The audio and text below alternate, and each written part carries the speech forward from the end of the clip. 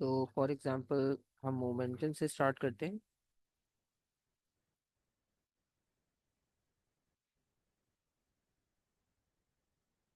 तो मोमेंटम का जो बेसिक पर्पस होता है, वो आपको ये बताता है कि बॉडी की जो मोशन होती है उसकी क्वांटिटी क्या होगी। ठीक है, फॉर एग्जांपल हमें पता है कि बॉडी रेस्ट स्टेट में पॉसिबल है या मोशन स्टेट में। ठीक है, अच्छा रेस्ट स्टेट में है तो उसमें कोई चेंज नहीं आता, ना उसकी पोजीशन में चेंज आएगा, ना स्पीड में, एक्सेलरेशन किसी में भी चेंज नहीं आता। तो जब बॉडी मूव कर रही होती है तो मोशन स्टेट में उसकी काफ़ी सारी क्वांटिटीज़ में चेंज आता है। ठीक है, तो अब वो चेंज के लिए हमने स्पीड, एक्सेलरेशन, वेलोसिटी, ये सारी चीज़ें डिस्कस की हैं ऑलरेडी काइनेमेटिक्स में। और उसमें सब क्वांटिटीज़ फाइंड आउट करने के लिए कॉन्सेप्ट्स पता है। लेकिन अगर ओवरऑल मोशन को काउंट करना हो तो उसको काउंट करने के लिए मोमेंटम हेल्प करता है। तो मोमेंटम को आप इन शॉर्ट ये भी कह सकते हो,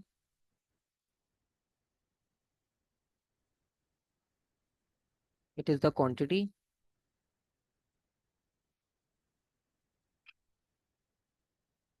ऑफ अ मोशन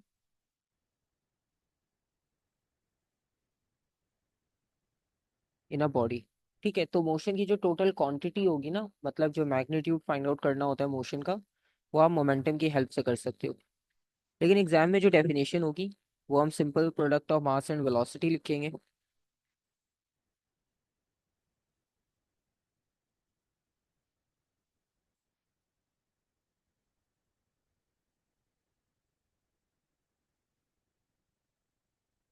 तो product of mass and velocity is called momentum.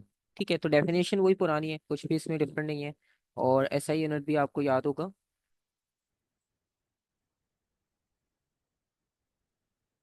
KG metre पर सेकेंड और न्यूटन सेकेंड। क्योंकि इम्पल्स किया था हमने, इम्पल्स होता है एफ इंटू टी, और इम्पल्स एफ इंटू टी का मतलब ये हुआ कि न्यूटन सेकेंड वहाँ से यूनिट जो होता है वो चेंज इन मोमेंटम के भी इक्वल होता है इम्पल्स।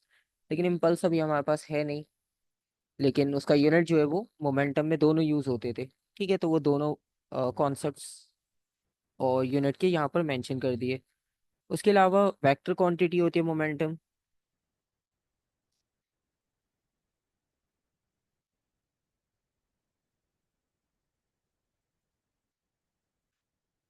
ठीक है, तो मोमेंटम वेक्टर क्वांटिटी होती है, ये भी आपको याद होगा। ठीक है, अगर नहीं भी याद तो रिवीजन हो जाएगा यहाँ पे। तो इसमें आपने डायरेक्शन को इंक्लूड करना है, जिस तरह से काइनेमेटिक्स में अपवर्ड डाउनवर्ड मोशन में हमने पॉजिटिव नेगेटिव कॉन्सेप्ट्स देखे थे, तो सेम वो यहाँ पर भी अप्लाई होंगे। ठीक है, तो ये आपके पास हो गया बेसिक सिनेरियो। उसके अलावा मोमेंटम में जो चेंज है, अब आप फॉर्मूला के अकॉर्डिंगली देखो तो वो दो क्वांटिटीज की वजह से आ सकता है।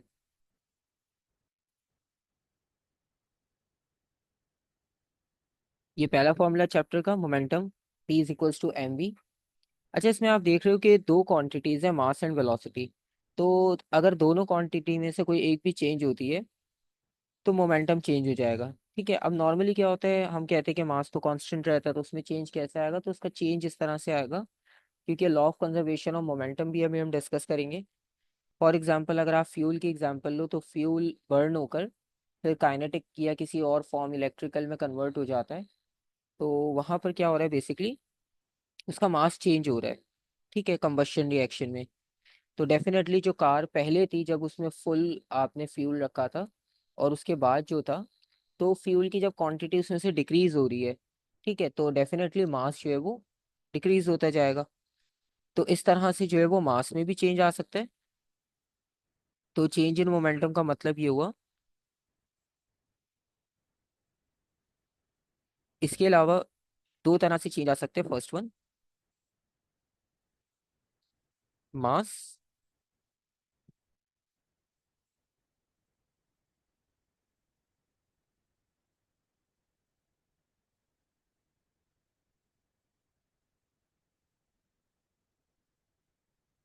Due to change in mass, और second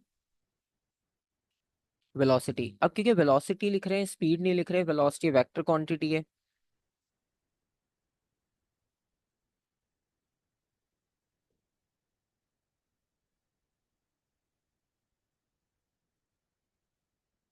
change in velocity.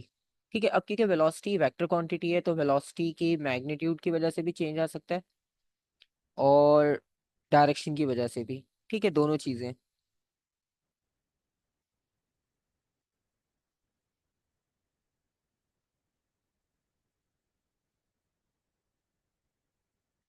Magnitude,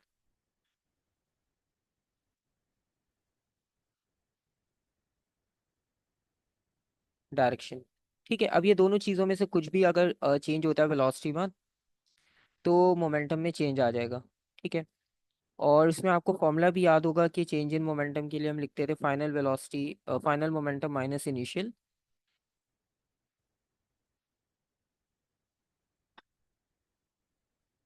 इसमें से मास को कॉमन ले लें अगर,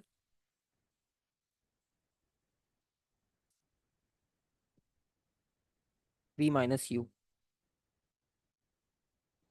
ये सारी वो क्वांटिटीज है जो हमने पहले आईजीसीएसई ओ लेवल्स में की हुई हैं। इनका रिविजन्स है बस ये इस तरह से, ताकि आपको याद रहे कि ये क्वांटिटीज भी अभी इंक्लूडेड हैं हमारे एग्जाम में। और इसके बाद जो है वो, अब जो इम्पल्स का कॉन्सेप्ट था, इम्पल्स का कॉन्सेप्ट हम फोर्स की फॉर्म में यहाँ पर ऐड कर सकते हैं। ठीक है, मतलब वो स्पेशली कोई इम्पल्स पूछेंगे नहीं आपसे क्योंकि सिलेबस में इम्पल्स पूछा नहीं जाता ये लेवल्स के, लेकिन फोर्स की फॉर्म में वो इंक्लूडेड है। तो एक ही बात है। ठीक है, बस उनका क्वेश्चन का जो पैटर्न होगा वो डिफरेंट होगा, उसमें आपको इम्पल्स नहीं मिलेगा, फोर्स या टाइम की वैल्यू वो पूछी जा सकती है। फॉर एग्जाम्पल अगर आप फोर्स की बात करते हो तो एक तो नॉर्मल फोर्स का फॉर्मूला होता है F equals to M A. ठीक है, एक तो वहां पर हम डेफिनेशन लिखते हैं। और अगर आप फोर्स की दूसरी डेफिनेशन लिखना चाहते हो तो फोर्स की डेफिनेशन आप ये भी लिख सकते हो, rate of change of momentum is equals to force.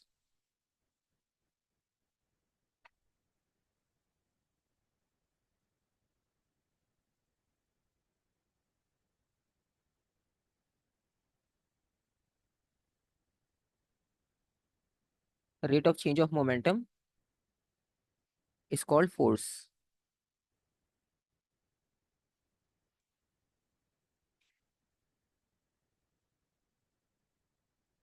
ठीक है, तो इसमें आपको फोर्स, मोमेंटम, टाइम तीनों क्वांटिटीज का लिंक मिल जाएगा। F equals to change in momentum. ठीक है, और अगर आप ये चेक करना चाहते हो कि ये F equals to M A के इक्विवेलेंट है भी या नहीं, तो वो भी आप चेक कर सकते हो। अब फॉर एग्जांपल इसको एक तरह से, इसकी फॉर्मेशन ऐसे हो सकती है। फॉर एग्जांपल अगर हम मोमेंटम की जगह उसका फॉर्मूला सब्स्टिट्यूट करते हैं तो F equals to M V over T. ठीक है, अच्छा अब यहाँ पर एम और टी को अगर आप रिलेट करते हो, ठीक है, और वी को इंडिविजुअल कर दो आप, तो ये इक्वल हो जाएगा एफ इक्वल्स टू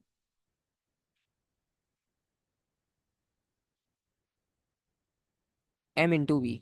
अब एम के ऊपर एक डॉट लगाया यहाँ पर। ठीक है, इसका रीजन ये है कि एम ओवर टी को आपने कंसीडर किया सिर्फ इस फॉर्मूला में से, इसे और टी को। वी को हमने सेपरेट ही रखा है, वो आप देखो वी एज इट इज आपको यहाँ मिल रहा है। ठीक है, अच्छा अब एम ओवर टी का मतलब क्या हुआ, एम यानी मास और टाइम उससे डिवाइड हो रहा है, और जब भी किसी क्वांटिटी को टाइम से डिवाइड करते हैं तो उसका मतलब क्या होता है, रेट। ठीक है, वहां पे जो है वो रेट का वर्ड यूज करते हैं। तो यहाँ पर जो मास फ्लो होगा, जैसे फॉर एग्जांपल अगर आपके पास लिक्विड की एक क्वांटिटी फ्लो कर रही है एक स्पेसिफिक टाइम में कहीं से, और उसकी वजह से फोर्स अप्लाई हो रही है, तो वो rate of flow of mass होगा। ठीक है, अब वो rate of flow of mass को, या आप मास फ्लो रेट भी कह सकते हो सिंपल, तो इससे रिलेटेड भी क्वेश्चंस आपको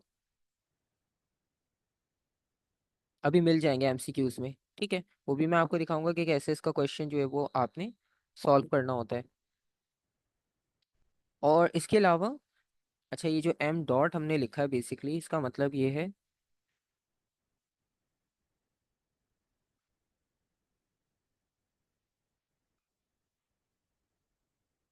मास फ्लो रेट।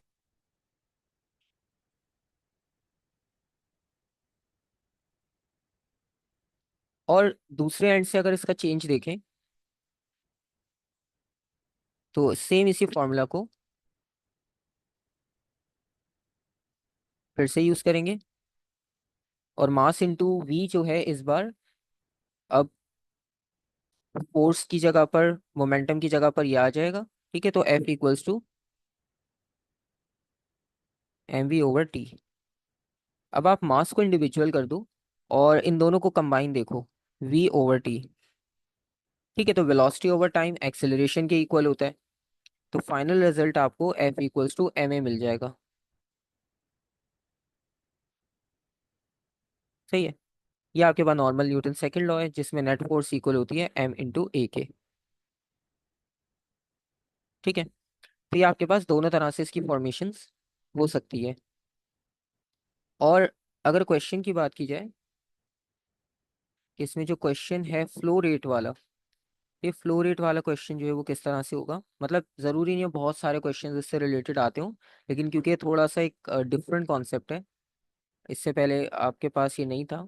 बाकी सारी चीज़ें तो पुरानी है, उसमें कुछ ऐसा नया नहीं है। तो मैं आपको एक मिनट क्वेश्चन दिखाता हूँ इसमें फ्लो रेट वाला।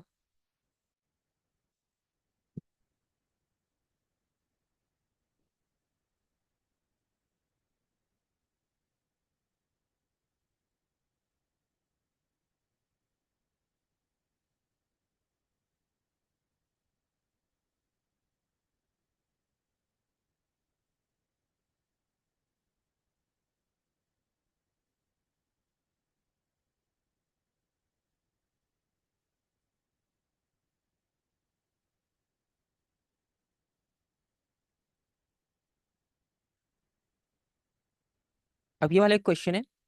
ठीक है, इसमें फ्लो रेट आपको मिल जाएगा, क्वेश्चन नंबर 11। अब यहाँ पर ये कि diagram shows a man standing on a platform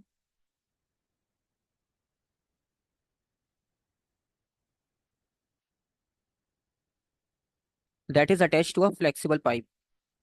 और एक फ्लेक्सिबल पाइप है जो कि आप देख सकते हो कि यहाँ पर कनेक्टेड है, फ्लो कर रहा है water. Water is pump through the pipe so that the man and platform remains at constant height। अच्छा, बेसिकली होगा क्या कि जो वाटर फ्लो कर रहा है, अब वाटर फ्लो आप देख सकते हो वो जा रहा है डाउनवर्ड डायरेक्शन में। ठीक है, अब ये डाउनवर्ड डायरेक्शन में जाएगा तो इसकी वजह से फोर्स आपको एक अपवर्ड मिलेगी। ठीक है, क्योंकि डाउनवर्ड तो बॉडी का वेट होगा। ठीक है, ग्रेविटी की वजह से वो वाटर सारा डाउनवर्ड फॉलो होगा और रिएक्शन में आपको एक फोर्स मिलेगी अपवर्ड डायरेक्शन में। ठीक है, तो ये दोनों फोर्सेस आपके पास इक्वल ऑपोजिट होंगी, और इक्वल ऑपोजिट होने की वजह से ये जो प्लेटफॉर्म है ये अपनी जगह पर स्टेबल रहेगा। ठीक है, क्योंकि पाइप उन्होंने लिखा था फ्लेक्सिबल है, वो इसी वजह से कि फोर्स जो जैसी भी होगी तो उसके अकॉर्डिंगली वो रिएक्ट कर सकता है। और इसमें जो वाटर फ्लो आउट है वो है 40 kg/सेकेंड। तो ये इसका मास फ्लो रेट आ गया 40 kg/सेकेंड।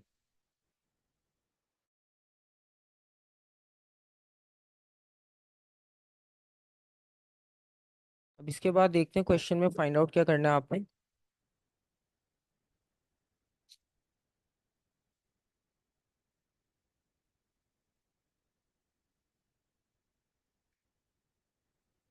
अच्छा, अब इस क्वेश्चन में the resultant vertical force on the platform is zero. ठीक है, अब एक और चीज़ यहाँ पे क्लियरली लिखी है कि रिजल्टेंट जो फोर्स है वो जीरो है। ठीक है,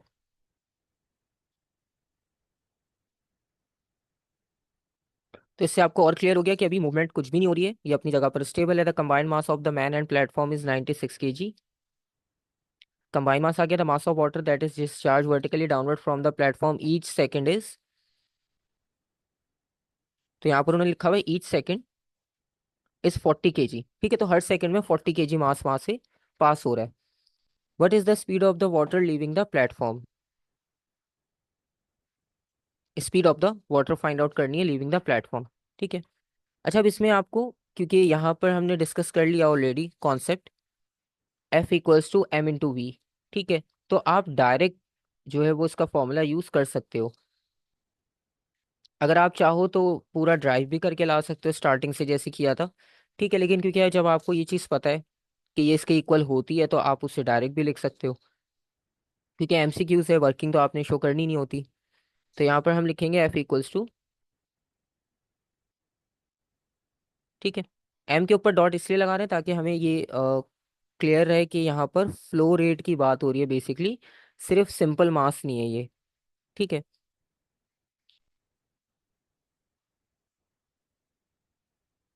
और उसके अलावा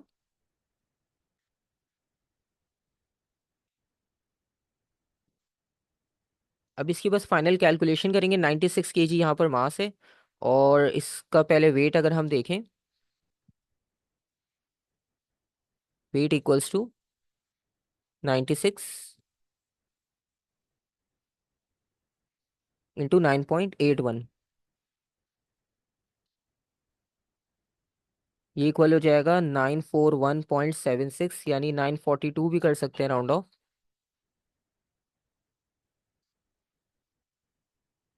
ठीक है। तो 942 न्यूटन इसका वेट हो जाएगा, जो कि आप फोर्स की जगह पर भी यूज कर सकते हो।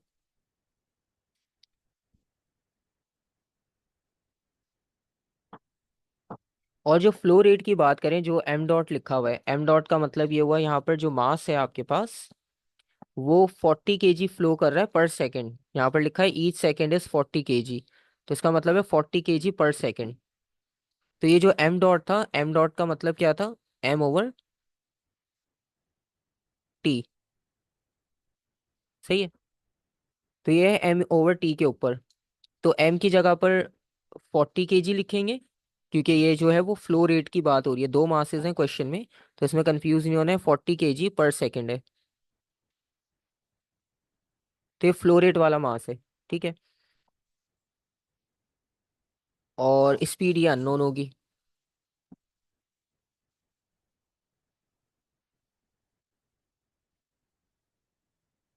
ठीक है। और अब आप इसे डिवाइड कर लोगे।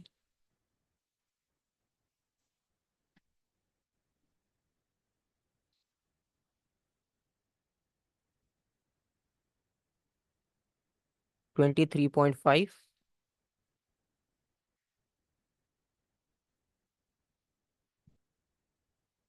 और ये ऑलमोस्ट इक्वल है 24 के।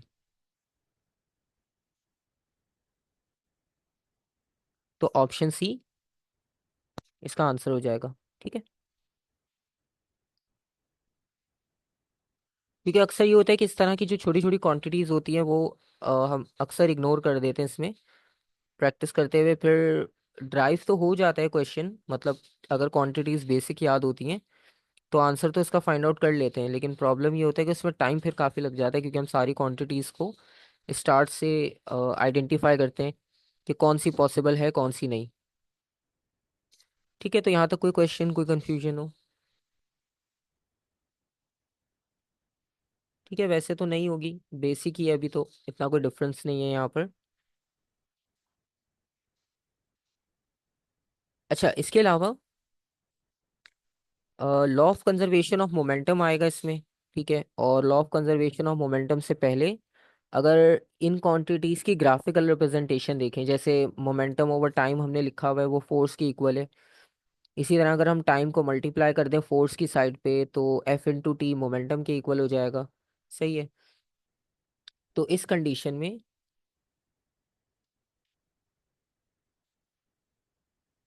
ये चेक करना है कि आपके पास ग्राफिकल रिप्रेजेंटेशन को कैसे आइडेंटिफाई करना है, क्योंकि लास्ट काइनेमेटिक्स में भी हमने ग्राफिकल रिप्रेजेंटेशन काफ़ी डिटेल में डिस्कस की थी। तो यहाँ पे जो ग्राफिकल रिप्रेजेंटेशन है उसमें एक रिप्रेजेंटेशन है फोर्स और टाइम की, और दूसरी मोमेंटम विद टाइम। ठीक है। तो ये दो रिप्रेजेंटेशंस होंगी। अब इसमें फर्स्ट रिप्रेजेंटेशन अगर डिस्कस करें, एक मिनट।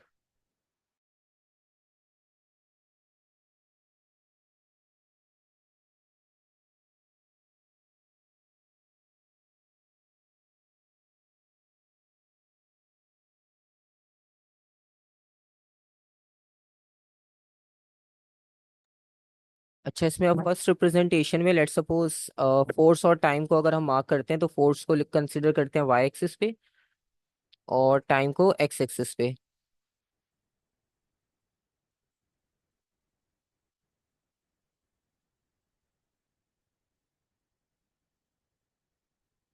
फोर्स को न्यूटन में लेंगे क्योंकि उसका यूनिट न्यूटन में है। टाइम को सेकंड्स में ले लिया यहाँ पर। और फॉर एग्जांपल अगर दोनों क्वांटिटीज डायरेक्टली प्रोपोर्शनल हैं,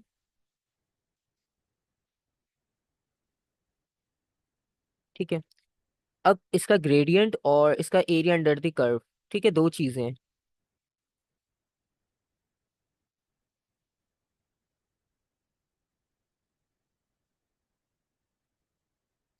अब यहाँ पर आपके पास दो चीजों को डिस्कस करना है, एक एरिया अंडर द कर्व। अगर आप पहले इसका एरिया अंडर द कर्व देखो,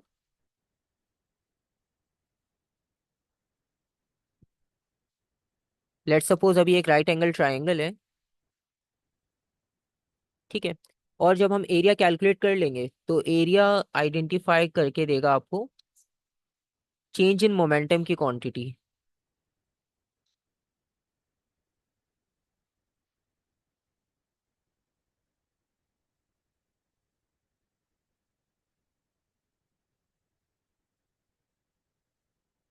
ठीक है, अभी हो जाएगा इक्वल चेंज इन मोमेंटम के। और लेट्स सपोज अगर वो आपसे कहते हैं कि इसका आप ग्रेडियंट फाइंड आउट करो, ठीक है, ग्रेडियंट का मतलब ये होगा फोर्स अपॉन टाइम। ठीक है, फॉर एग्जाम्पल अगर आप इसका ग्रेडियंट फाइंड आउट करते हो तो ग्रेडियंट होता है y2 minus Y one divided by x2 minus x1।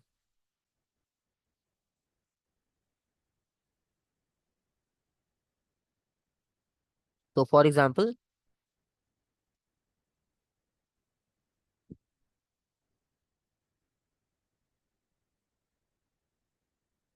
y पे जो क्वांटिटीज हैं वो फोर्स की है और यहाँ पर टाइम की है।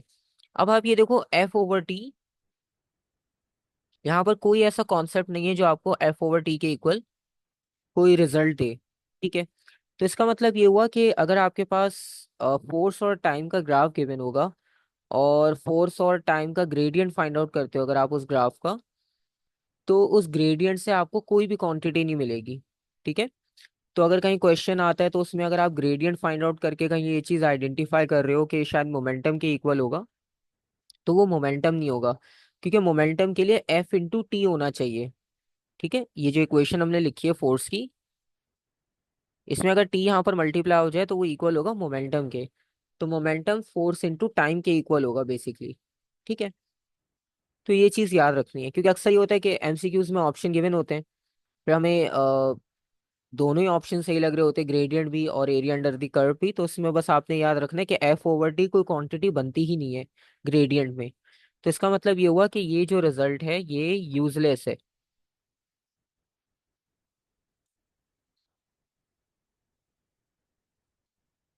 इससे आपको कोई क्वांटिटी नहीं मिलेगी। सही है, तो इसको कैलकुलेट करने का कोई एडवांटेज नहीं होगा। इसके अलावा अब मोमेंटम और टाइम की रिप्रेजेंटेशन देखते हैं।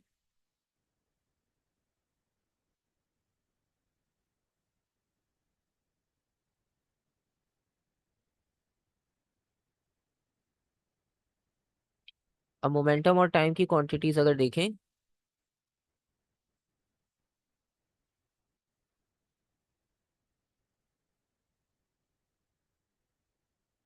सेम रिप्रेजेंटेशन कंसिडर करते हैं।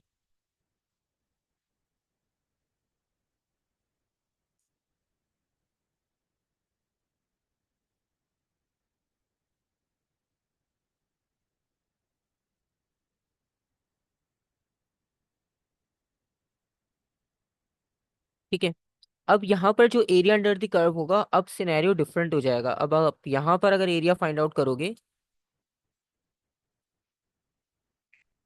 तो एरिया का मतलब है, अब आप ये देखो ना बी इंटू एच लिखा था जैसे, तो बी इंटू एच का मतलब ये था कि बी पर आपके पास टाइम है 1/2 टाइम इंटू एफ।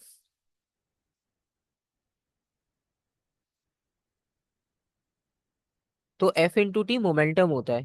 ठीक है, इसी तरह से अगर आप यहाँ पर एरिया फाइंड आउट कर रहे हो, फॉर एग्जाम्पल दोबारा से राइट एंगल ट्राइंगल है, तो बेस इंटू हाइट का मतलब पी मल्टीप्लाई बाय टी आना चाहिए। ठीक है, बेस की जगह पर टाइम है और हाइट की जगह पे मोमेंटम है।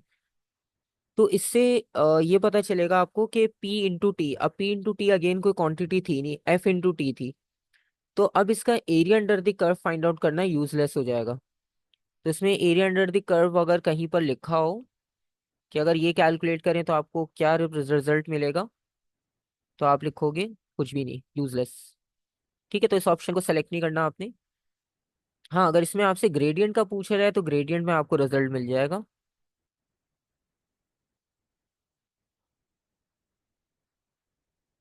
और ग्रेडियंट की अगर बात करें तो ग्रेडियंट इक्वल होगा y2 - y1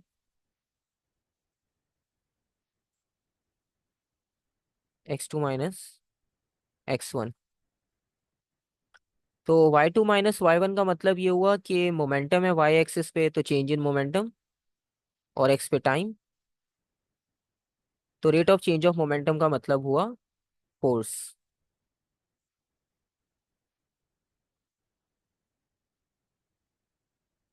ठीक है, तो बहुत सिंपल सी रिप्रेजेंटेशन है, लेकिन अक्सर होता ये है कि अगर नहीं पढ़ी होती कभी भी तो फिर आप लोगों के लिए थोड़ा सा न्यू होता है कॉन्सेप्ट, तो कंफ्यूजन हो जाती है कि क्या लिखना चाहिए। ठीक है, लेकिन अब आपके सामने दोनों कॉन्सेप्ट्स क्लियर हैं और आप इससे इजीली आइडेंटिफाई भी कर सकते हो। सही है। यहाँ तक कोई क्वेश्चन हो, कोई कंफ्यूजन? सही है। अच्छा, अब यहाँ तक तो बेसिक मोमेंटम, टाइम और फोर्स ये कॉन्सेप्ट्स हो गए। ठीक है, इनमें से काफ़ी सारे रिवीजन टॉपिक्स थे बेसिकली, और थोड़े से कुछ नया कॉन्सेप्ट्स है जैसे मास फ्लो रेट और ये ग्राफिकल रिप्रेजेंटेशन। अच्छा, इसके बाद जो कॉन्सेप्ट है वो बिल्कुल डिफरेंट है, जैसे टाइप्स ऑफ कोलिजन। अब टाइप्स ऑफ कोलिजन जो है वो हमने पहले नहीं किया कभी, मतलब हमने थोड़े थोड़े क्वेश्चंस में देखा था कहीं कहीं कि एयर रेजिस्टेंस नहीं है, एनर्जी लॉस नहीं हो रही, वो भी ए लेवल्स में आकर। ठीक है, तो यहाँ पर जो टाइप्स ऑफ कोलिशंस हैं वो दो तरह की होंगी।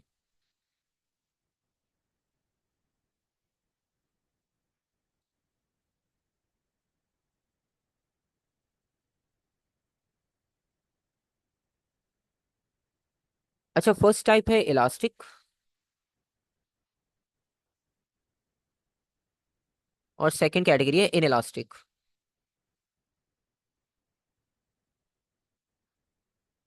ठीक है, अब आपको याद होगा लास्ट टाइम जो हम काइनामेटिक्स में ग्राफ बना रहे थे तो वहां पर इलास्टिक इन इलास्टिक लिखा था, तो उसमें भी आपको बताया था इलास्टिक होती है एक आइडियल कंडीशन जो कि प्रैक्टिकली पॉसिबल नहीं होती, क्योंकि प्रैक्टिकली तो एनर्जी कहीं ना कहीं लॉस्ट हो ही जाती है। ठीक है, तो 99% हम कह सकते हैं एफिशिएंट है सिस्टम, 100% हम कभी भी नहीं कहते, क्योंकि कुछ ना कुछ एनर्जी लॉस होता ही है, जो कि मतलब हमारे लिए यूजफुल नहीं होता, तो हम उसे लॉस ही कहेंगे। ठीक है, अब इलास्टिक कंडीशन क्या होती है? बेसिकली ये एक आइडियल कंडीशन है। ठीक है, और आइडियल कंडीशन आपको पता है कि हम सपोज कर रहे होते हैं क्वेश्चंस में, जैसे एयर रेजिस्टेंस नेग्लिजिबल है, जो कि पॉसिबल नहीं है, लेकिन हम करते हैं क्योंकि थोड़ा सा कॉम्प्लिकेटेड हो जाती चीजें, तो अभी हम क्योंकि बेसिक सीख रहे हैं तो इस वजह से हम वहां पर अज्यूम कर लेते हैं। और यहाँ पर कोई एनर्जी लॉस नहीं होगा।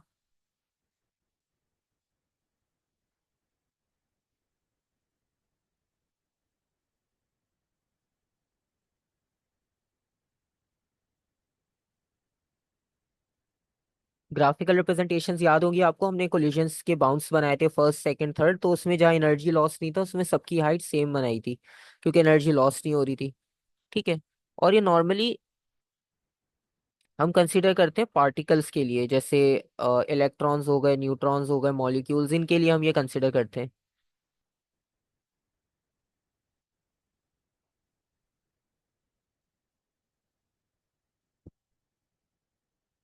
ठीक है, प्रोटॉन,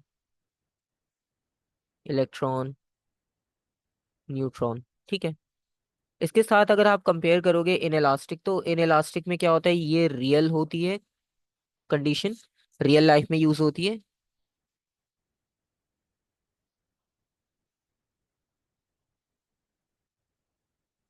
और नंबर टू, एनर्जी लॉस भी होता है, क्योंकि अगर एनर्जी लॉस नहीं होगा ना तो वो बॉल जो बाउंस कर रही थी वो तो बाउंस ही करती रहेगी। ठीक है, क्योंकि जितनी एनर्जी एक बार उसे दे दी तो वो तो कंटिन्यूअसली सेम रहेगी एनर्जी।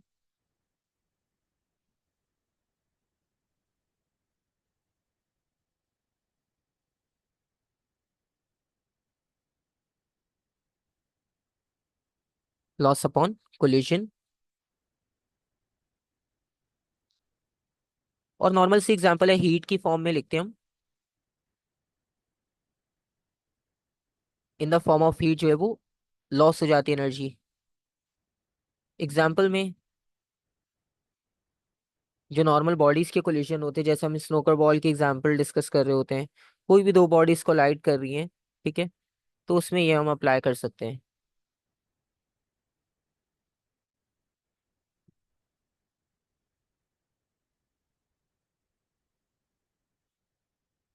और इसके अलावा एक और इम्पॉर्टेंट चीज कि अगर आप इलास्टिक और इनइलास्टिक को कंपेयर करो इन फॉर्म ऑफ एनर्जीज, तो सबसे पहली बात कि इलास्टिक कोलिजन का मोमेंटम हमेशा कंजर्व रहेगा,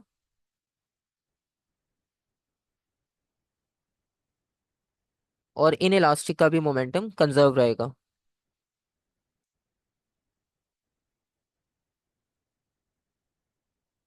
ये आपके पास इंफॉर्मेशन आ गई है ताकि जब भी कोलिजन की टाइप आएगी तो आपको पता होगा कौन सी टाइप और कैसे से सॉल्व करना है। और दूसरी बात ये, काइनेटिक एनर्जी। अब क्योंकि ये तो आइडियल कंडीशन है तो इसमें एनर्जी कंजर्व रहेगी, और इसमें काइनेटिक एनर्जी कंजर्व नहीं रहेगी क्योंकि हमने सेकंड पॉइंट में लिखा है। सही है। Total energy conserve, total energy conserved.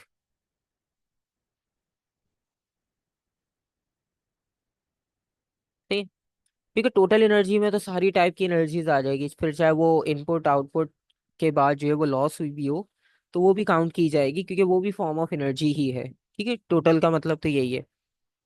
तो इस वजह से वो आपके पास दोनों में कंजर्व है। ठीक है।